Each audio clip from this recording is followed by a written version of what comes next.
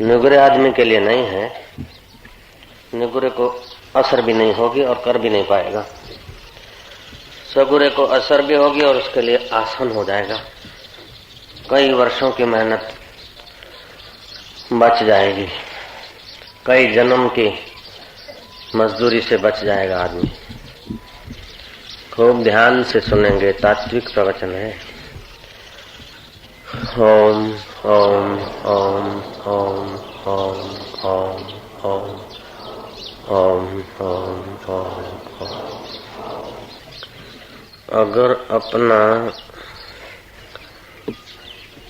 उद्धार करना चाहे तो अपने उद्धार के लिए इतना सारा समय नहीं चाहिए जितना हम लगा चुके हैं। अपने परम कल्याण के लिए इतने जन्म नहीं चाहिए जितने हम ले चुके। तो इसमें गलती कहाँ होती है उसको देखने के लिए जो गलती से पार गए हैं उनकी निगाह का अवलंबन करना पड़ता है। भूल कहाँ होती है, रास्ता तय होने में देर क्यों होती, तो जो उस रास्ते को पार करके गए हैं उन्हीं के अनुभवों को आदर्श बनाना पड़ता है। हम कितने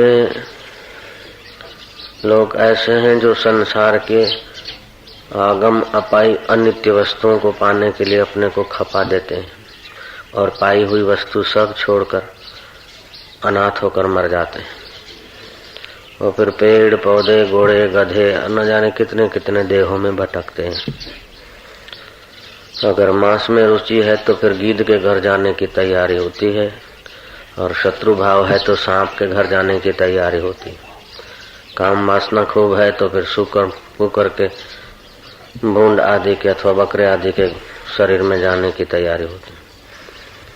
और अपने चित्त में देवी देवताओं के प्रति लगन आदर है तो लोकांतर में जाना होता है।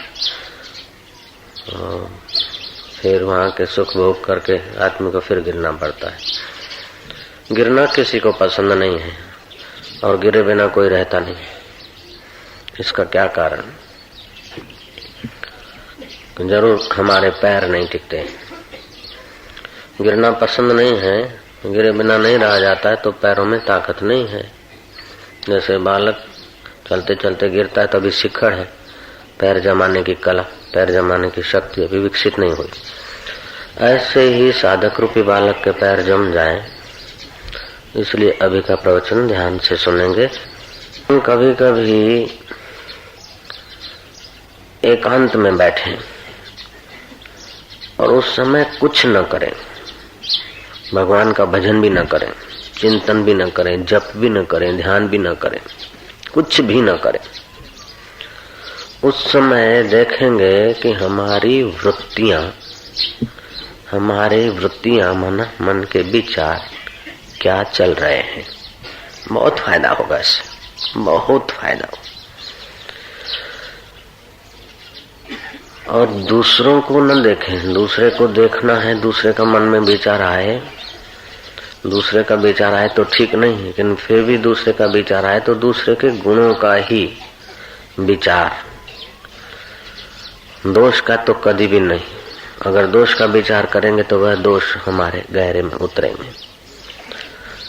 अपनी वृत्तियों को, मन को समझाएं कि हम न्यायाधीश तो है नहीं, कि पुलिस अफसर तो है नहीं कि गुनाहगारों को खोजते फिरें। अगर गुनाहगारों को खोजना है तो हमारे निकट में कितने गुनाहगार बैठे हैं, काम क्रोध आदि। हकीकत में जो दूसरा देखता है वो भी उसी मसाले का है, पंचभौतिक शरीर और चैतन्य आत्मा एक का एक। बाकी रहा फर्क मन के वृत्तियों का। तो आदमी जब अपनी वृत्तियों के साथ तादात्म्य प्रगाढ़ करता है, जुड़ जाता है, तभी वो दुख का और कर्म बंधन का भागी होता है। वृत्तियों के साथ अगर जुड़ने का दुर्भाग्य उसका वो मिटा दे तो उसको बांधने वाली विश्व में कोई चीज नहीं होती। तो ये हमारी जो चैतन्य सत्ता है वहां से फुरने उठते हैं। जैसे सरोवर में लहरें उठती है, ऐसे ही हमारे सच्चिदानंद घन परमात्मा में से वृत्तियां उठती है। वृत्तियां आप जड़ है और उनकी दौड़ भी जड़ वस्तुओं के प्रति है। उनमें इतना दम नहीं कि वो चेतन को पकड़ सके। जैसे सांसी तपेली को पकड़ेगी, लेकिन सांसी पकड़ने वाले हाथ को नहीं पकड़ सकती।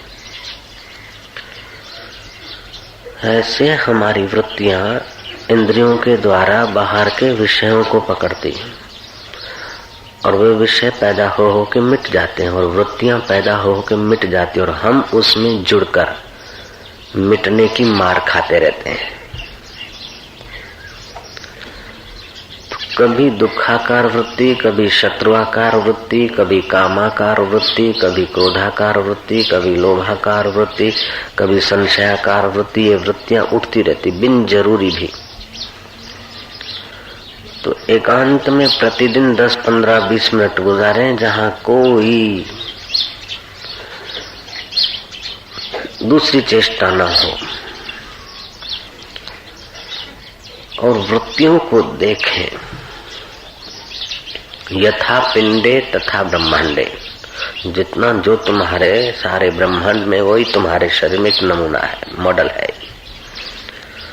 तो बाहर के भगवान को कितना भी खोजोगे और बाहर के प्रकृति के रहस्यों को कितना भी बाहर भागते भागते खोजोगे तो उतने रहस्य स्पष्टता से आप नहीं जान पाएंगे। जैसे कल्पना करो कि शक्कर का एक बड़ा पहाड़ है, उस पहाड़ को कीड़ी देखने जाना चाहती है। तो कीड़ी चल रही है पहाड़ पर, लेकिन पहाड़ का आदि अंत कीड़ी के बश का नहीं। कीड़ी जहाँ चल रही वहीं अगर चोंच लगा दे, वहीं जरा मुंह लगा दे तो उससे पहाड़ का पता चल जाएगा, शक्कर के पहाड़ का। ऐसे ही हमारी वृत्ति लोक लोकांतर में, युग युगांतर में हम भटकते आए। कहीं प्रकृति के पूरे रहस्यों का अथवा प्रकृति का जो अधिष्ठान है उसका साक्षात्कार नहीं हुआ है। अगर होता तो अभी हम दुख सुख की थप्पड़े नहीं खाते। अगर हमें चल जाता ये पता तो अभी हम जन्म मृत्यु की चक्की में नहीं पिसते।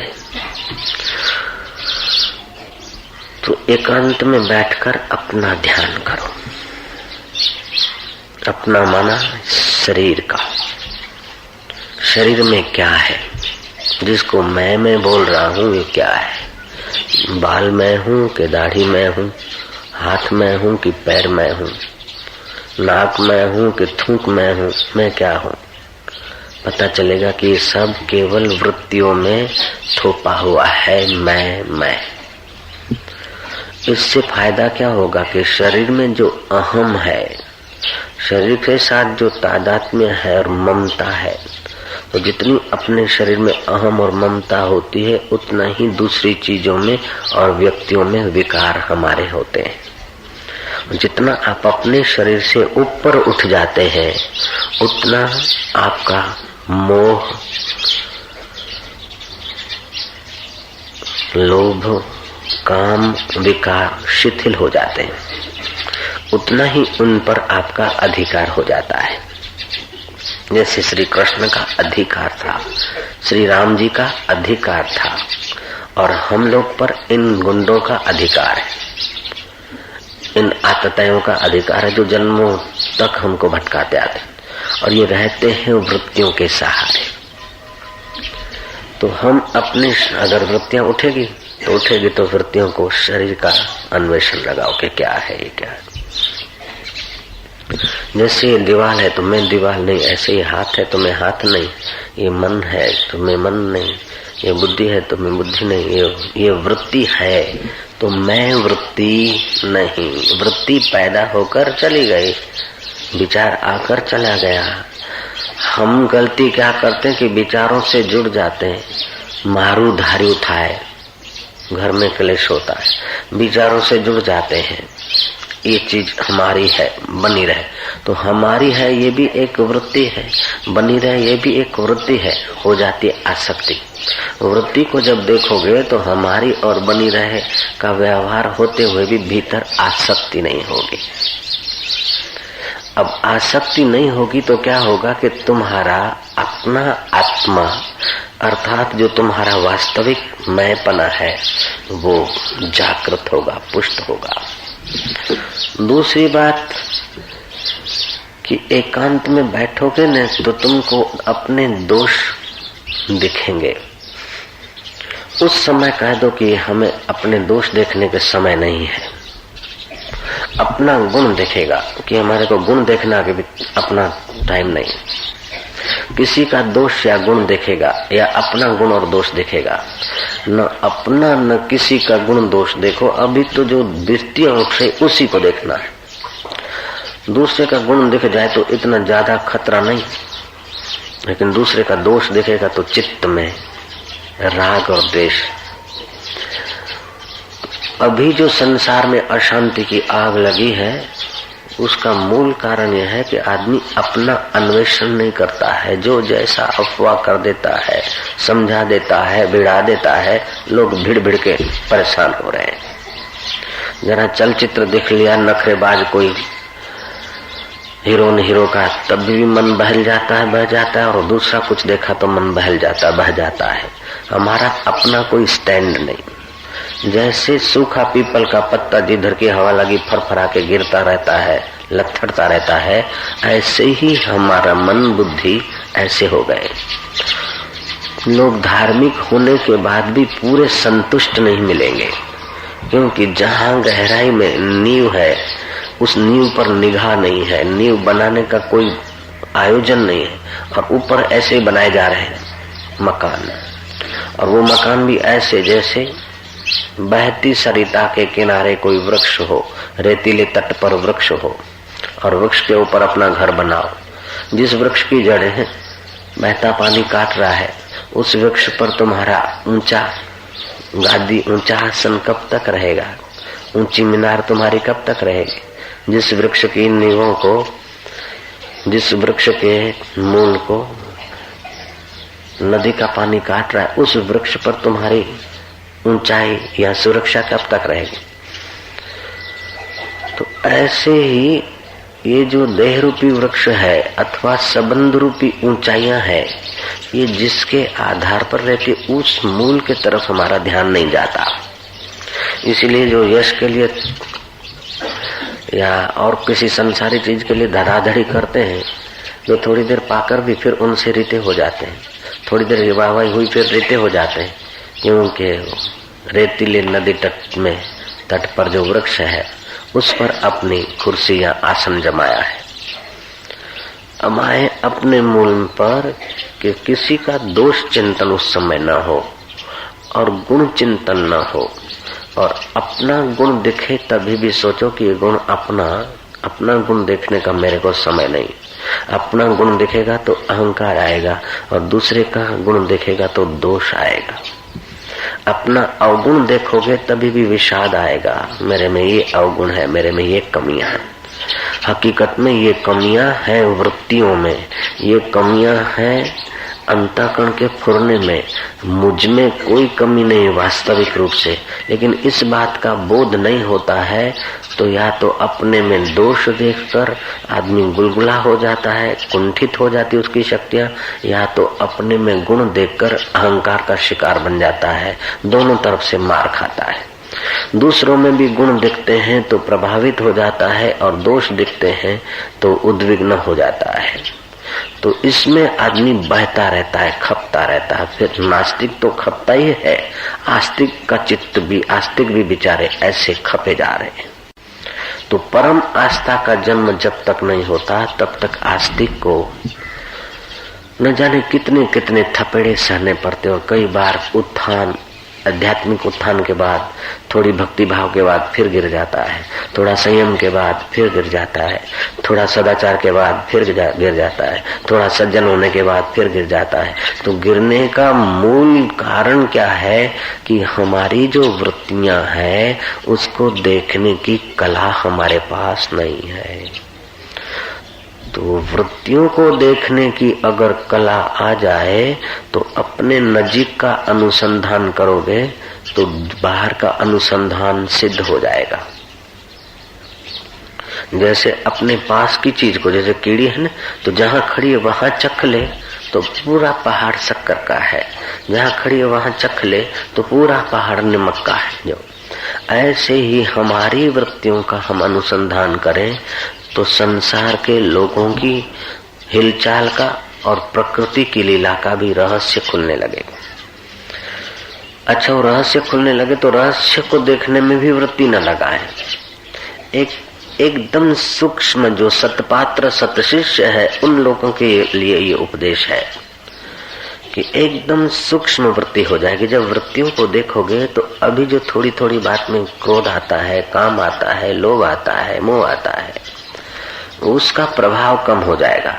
और प्रतिदिन एकांत में 15-20 मिनट या 10 मिनट देखने का अभ्यास करोगे तो क्या होगा कि उसी अभ्यास के बल से तुम चलते फिरते, खाते पीते, जगत का व्यवहार करते हुए भी तुम अंदर अपने वृत्तियों पर निगरानी रखने में सक्षम होने लगोगे। फल क्या होगा कि जो भी तुम्हारा ऐहिक व्यवहार है वो वृत्तियों से होता है, और वृत्तियों पर निगरानी रखने का जब तुम्हारा योग्यता अथवा तुम्हारा मन तैयार हो जाएगा, तुम तैयार हो जाओगे, तो उन वृत्तियों को वृत्ति समझकर देखोगे, उनसे काम आदि करोगे तो कर्तापन का कचरा नहीं आएगा। अब कर्तापन का कचरा नहीं आएगा तो कर्ता करेगा तो या तो पुण्य करेगा या तो पाप करेगा, या तो अच्छा करेगा या तो बुरा करेगा। तो अच्छा और बुरा करेगा तो या तो सुख भोगेगा स्वर्ग में या तो दुख भोगेगा नरक में। बाद में तो फिर वो तो खप ही रहा है बेचारा। जब वृत्तियों को देखोगे तो अच्छा करने की सम्मति दो, लेकिन अच्छा करा मैंने ये अपने ऊपर ओढ़ने की बेवकूफी को तुम टालने में समर्थ हो जाओगे। बुरा करने में वृत्तियों को सहयोग नहीं दोगे तो बुरा नहीं होगा, तो बुराइयां कम होती जाएगी, अच्छाई बढ़ती जाएगी। और अच्छाई बढ़ने का अहम नहीं होगा तो परम पवित्र शुद्ध बुद्ध जो अपना स्वरूप है उसमें टिकने का आसान हो जाएगा।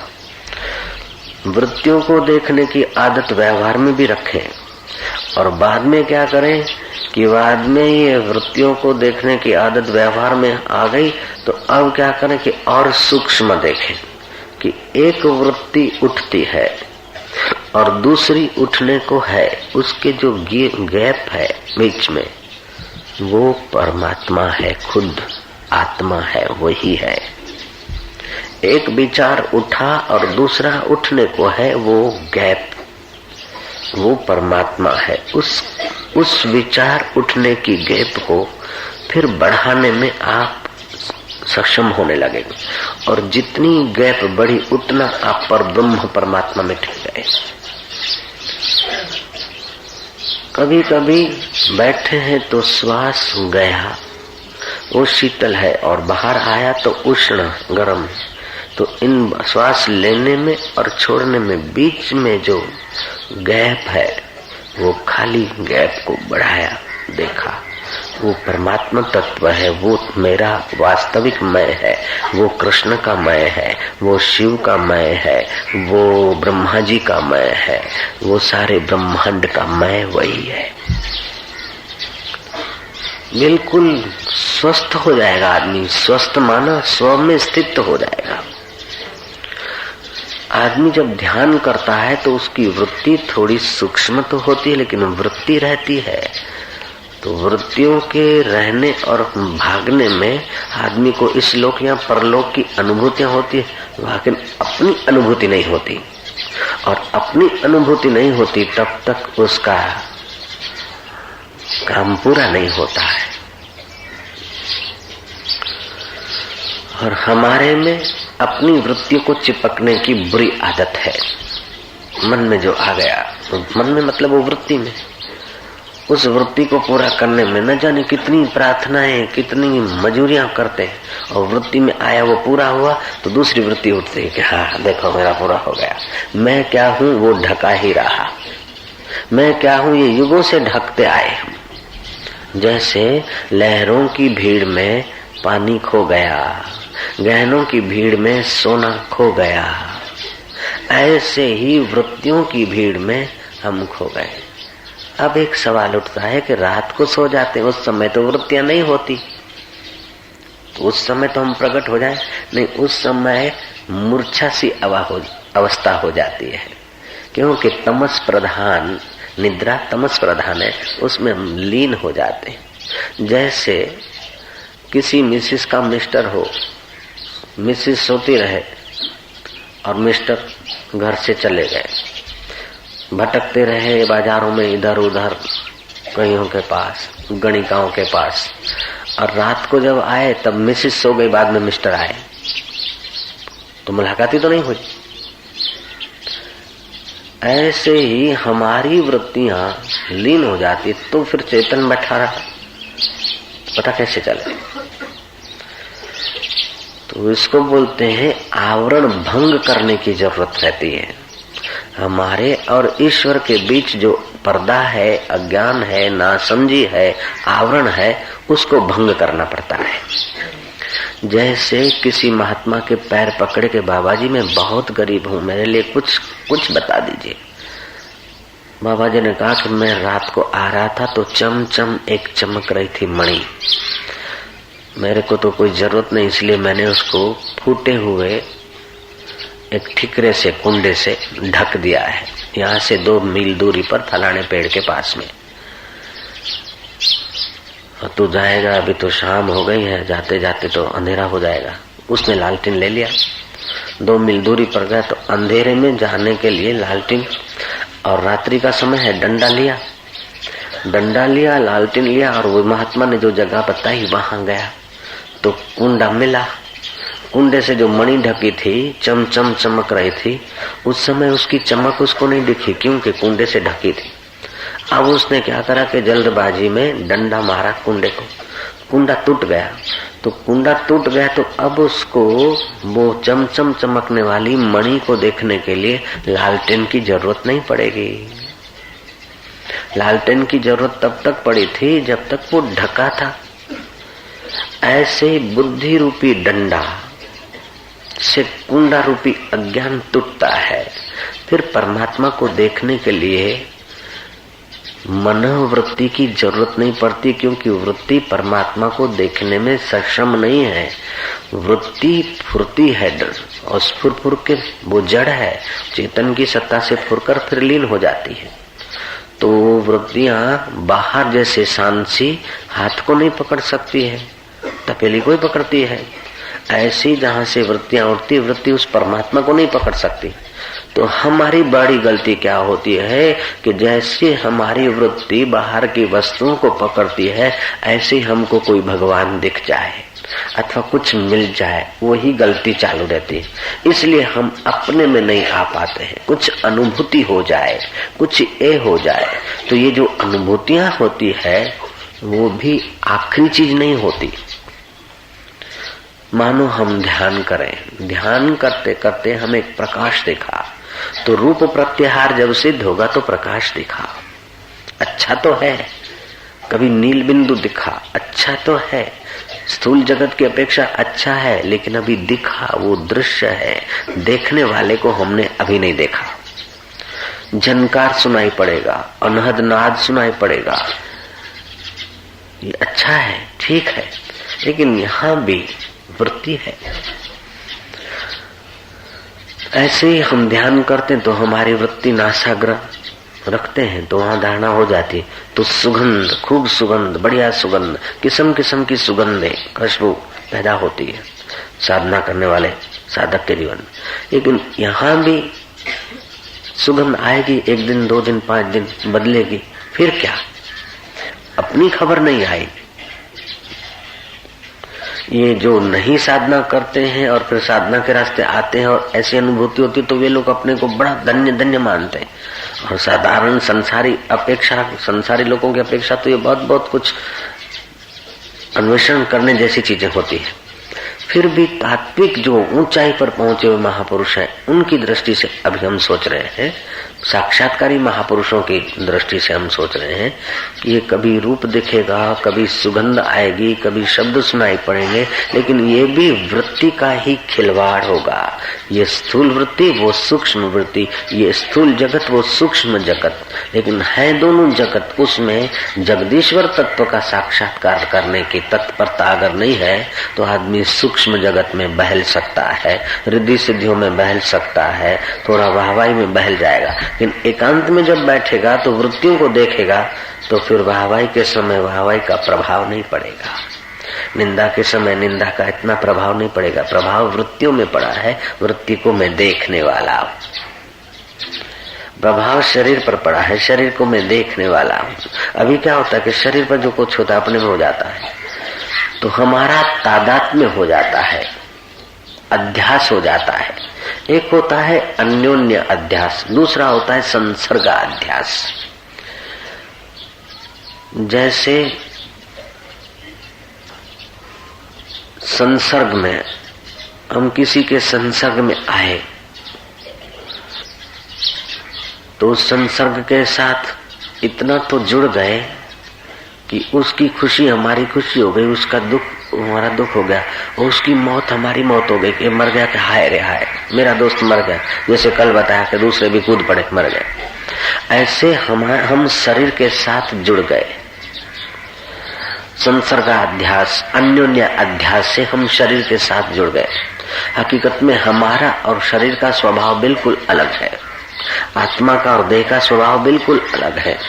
अगर हम और वो एक होते तो शरीर मर जाता तो हम मिट जाते, दूसरा जन्म क्यों लेते?